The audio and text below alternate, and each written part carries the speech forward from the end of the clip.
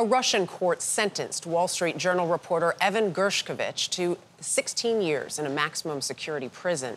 Gershkovich, an American, went on trial last month in proceedings the Wall Street Journal has called a sham.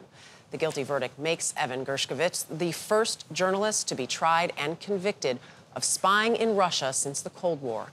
Elizabeth Palmer has the story. He was arrested in March of 2023 during a reporting trip to the central city of Yekaterinburg, fully accredited as a foreign correspondent in Russia. But Russian prosecutors said he'd been gathering secret intelligence on a company that made some of the tanks Russia used in Ukraine. The Kremlin claimed to have irrefutable evidence of his spying, but we don't know what, if any, was presented in court because the hearing was closed to the media. We have a very clear understanding of why Russia has arrested Evan, and it has nothing to do with journalism. He had to submit the paperwork, Russia had to review it, they had to approve him to be a reporter there. And they could have expelled him or removed that permission.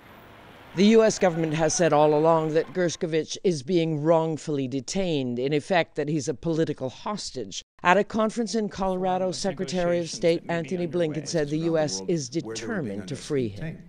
All I can tell you is this, we're working it. We're working it as we speak, and we're not going to stop until we get Evan home.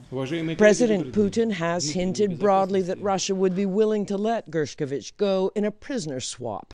One candidate for such a trade is Vadim Krasikov, an FSB assassin currently serving a life sentence in Berlin. That was Elizabeth Palmer reporting. The Russians said the trial had to be over before a swap could be made. Evan's allies and his family hope that his 16-year sentence actually brings him a step closer to freedom.